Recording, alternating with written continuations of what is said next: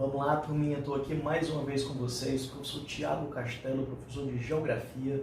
Estou aqui para trazer mais um tópico importante relacionado à nossa área para vocês. Olha só, hoje a gente vai trabalhar um conteúdo muito bacana e muito curioso de se conhecer, que é o conteúdo as migrações. Vamos trabalhar basicamente nessa aula de hoje conceitos e classificações relacionadas ao processo de migração pelo mundo. Gente, para começar eu quero dizer para vocês o seguinte, que migração é algo que é inerente ao ser humano. O ser humano, ele tem a necessidade de se deslocar constantemente, buscando sempre uma melhoria de vida para ele e para as pessoas que o acompanham. Tá bom? Então a condição de imigrante, a condição de deslocamento é algo muito comum nos dias de hoje. E isso ainda é cada vez mais forte em decorrência dos avanços dos sistemas de transportes, tá certo? Então, a sociedade moderna, ela migra, ela se desloca muito mais do que os grupos humanos lá da antiguidade, do período antes, por exemplo, da Revolução Industrial. Tá bom? Agora, olha só, vamos começar a aula de hoje trabalhando basicamente alguns conceitos com vocês. Conceitos muito comuns, mas que muitas vezes os alunos ainda confundem. Vamos começar aqui falando dos conceitos de migrantes. O que é migrante? Gente, migrante é meramente aquela pessoa que se desloca pelo espaço geográfico. É um migrante, é aquele que não está fixo, ele está sempre buscando uma melhoria. O que eu chamo de imigrante? Que chega no seu destino, no destino desejado. Ele é considerado, nesse destino, um imigrante. Professor, o que eu chamo de emigrante? Gente, são as pessoas que saem, que partem em busca de um determinado destino. Então, ela é chamada de emigrante. Elas vão para o exterior, elas buscam outro país. Então, ela é o emigrante, tá certo? Ela sai do seu local de origem. O imigrante é aquele que chega ao seu destino desejado. Tá bom? Olha só, agora vamos tentar entender quais são as causas que levam as pessoas a migrarem. São várias, são diversas. Vamos aqui tentar entender essas causas. Eu trouxe aqui para vocês basicamente 4 causas. Vamos começar com a causa natural. Gente, as pessoas elas migram por motivos naturais, por exemplo, pela questão climática. Regiões de extremos climáticos, por exemplo, áreas desérticas, áreas polares, elas tendem a afastar pessoas, não é verdade? Por outro lado, as áreas temperadas ou as áreas tropicais, elas tendem a atrair pessoas. Então, nós podemos dizer que as condições naturais, elas podem atrair ou afastar pessoas de um determinado local. Motivos religiosos. Todo mundo aqui conhece, né, grupos de pessoas, de religiosos, que peregrinam em diferentes cidades, aqui dentro do Brasil mesmo, né, em busca de praticar a sua fé, praticar o seu culto. Aqui no Nordeste nós temos uma porção de exemplos. Temos Juazeiro, temos Canindé, temos Santa Cruz dos Milagres. As pessoas migram para praticar a sua fé, seus rituais religiosos, não é isso? Então temos também a motivação religiosa. Temos também, gente, olha só, a motivação política. Como é que ocorre essa migração por motivos políticos, professor? Gente, às vezes ocorre de alguém ser perseguido por fazer oposição ao governo de seu país. Então ele busca um asilo político em outro país. Ele busca um abrigo até o momento em que ele se sinta mais à vontade e seguro para voltar para o seu país de origem. Mas eu quero falar sobre isso mais na frente com você. Já eu volto para falar também sobre as migrações por motivos políticos. Um outro tipo de causa de migração é a migração motivada por aspectos de conflitos, de guerras, tá? Que aí no caso a gente vai destacar a situação, por exemplo, dos refugiados, que também é um tópicozinho mais à frente que eu vou falar para vocês nessa aula de hoje, tá bom? Gente, agora olha só, quero trabalhar basicamente com vocês também, faz parte da nossa aula de hoje, a gente vê as classificações, como que podemos classificar as migrações. Acompanha aqui comigo, olha só. As migrações elas podem ser classificadas basicamente a partir de 4 critérios que eu trouxe aqui para vocês. Critério de espaço, de duração, de forma e de controle. De acordo com o critério de espaço, como é que elas podem se classificar, professor? Gente, de acordo com o espaço, a migração ela pode ser uma migração interna ou uma migração externa. Quando é que ela é interna? Quando ela ocorre do próprio país. Eu chamo de migração interna. Quando é que eu chamo de migração externa, professor? Gente, a migração externa é quando ocorre a migração entre países. Brasil, Estados Unidos, Brasil, Europa, Brasil, Japão, Brasil, China. Gente, de acordo com o critério de duração. Duração pode ser definida, definitivas ou migrações temporárias. O que eu chamo de migração definitiva, professor? É aquela migração em que o imigrante parte e sabe que não retorna mais para o seu local de origem, já tem um emprego certo, garantido, ele não volta mais para a sua origem, ele não vai trabalhar lá e retornar novamente, não. Ele já foi, de repente fez um concurso público, alguma atividade que ele vai exercer, desempenhar, e ele não volta mais, né, em um tempo curto para o seu local de origem, tá bom? A migração temporária a gente não pode deixar de citar a imigração dos boias frias. No interior do Nordeste, por exemplo, que partem para a colheita de cana, passam de 4 a 6 meses, por exemplo, na zona da mata açucareira, fazendo o corte da cana, e depois retornam, quando acaba a safra, eles retornam para a sua terra de origem, no interior, por exemplo, do Nordeste, tá bom? É a migração chamada de temporária. Quanto à forma, o que ela pode ser? Quanto à forma, ela pode ser voluntária e pode ser forçada. Voluntária e forçada, bem, vamos dar um exemplo da migração de êxodo rural. O êxodo rural, como é que ele é praticado, como é que ele é desenvolvido? Quem pratica o êxodo rural, ele abandona suas terras na zona rural e enxerga a melhor possibilidade de viver melhor nas cidades. É espontâneo, é voluntário, tá? A migração forçada, gente, a migração forçada também pode acontecer. Olha só, lembra da época da escravidão, né, quando os africanos foram, grande parte deles, retirados de suas terras natais, suas terras de origem, e foram comercializados como escravos em todo o mundo, inclusive aqui também na América Latina? É a migração chamada do tipo forçada, tá? Migração de acordo com controle. Professor, mas que controle é esse? Controle do Estado.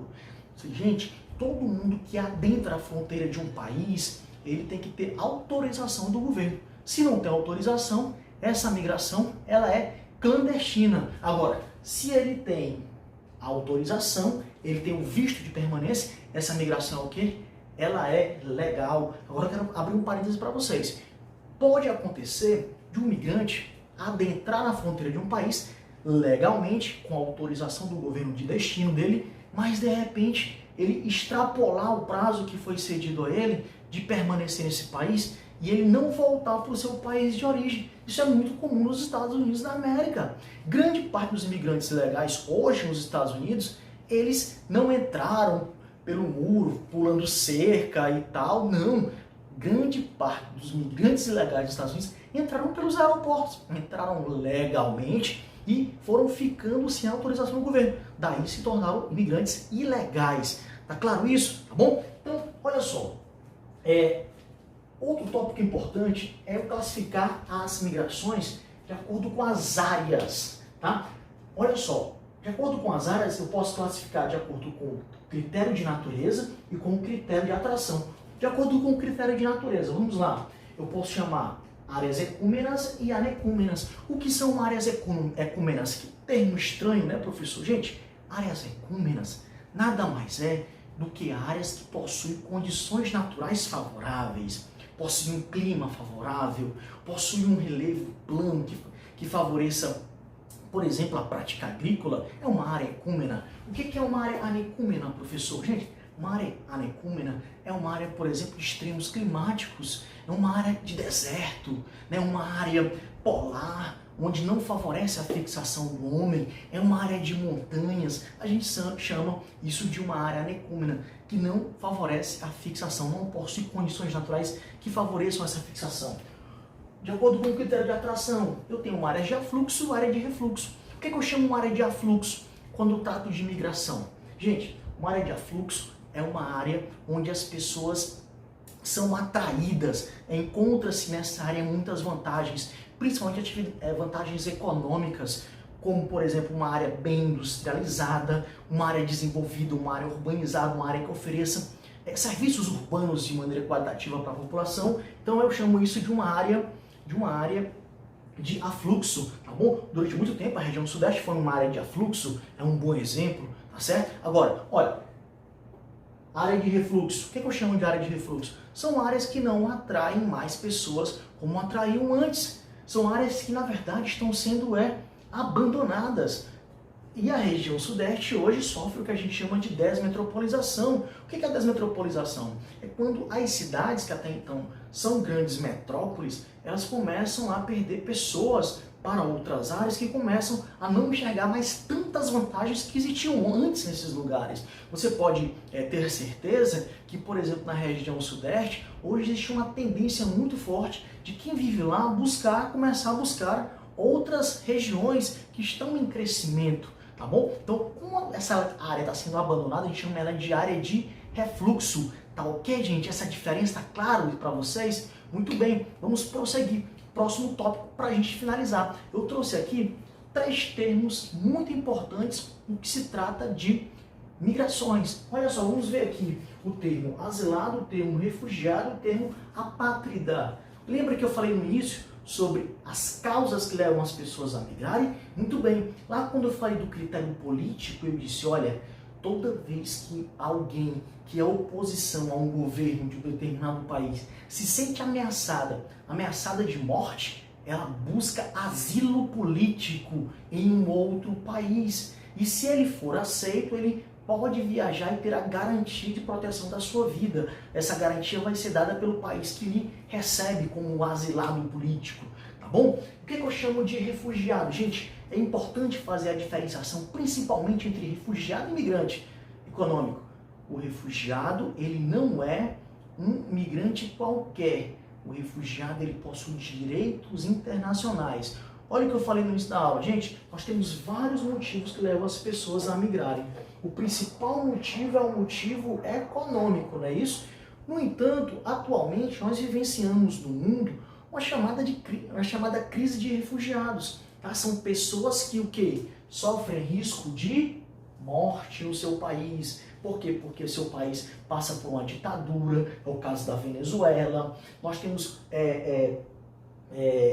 refugiados, por exemplo, na Síria, que teve o país, várias cidades tomadas por grupos terroristas, fora o próprio governo ditador que existe naquela região. Então, isso leva as pessoas a correrem risco de morte. E aí, é interessante eu destacar para vocês, turma, o seguinte, ó, foi criado uma agência da ONU, que é o Alto Comissário das Nações Unidas para os Refugiados, o Acnur. Tá? O Acnur, ele foi criado com esse objetivo de garantir os direitos dos refugiados, pessoas que migram não pelo motivo econômico, e sim porque corre risco de morte, tá bom? Então, os países fizeram acordos, convenções internacionais, como por exemplo a Convenção de Genebra, para assegurar que, no caso de um cidadão seu pedir um refúgio em decorrência de uma guerra em seu país, que ele seja recebido. Um acordo de cavalheiros para garantir a vida, a proteção à vida de quem precisa dessa proteção.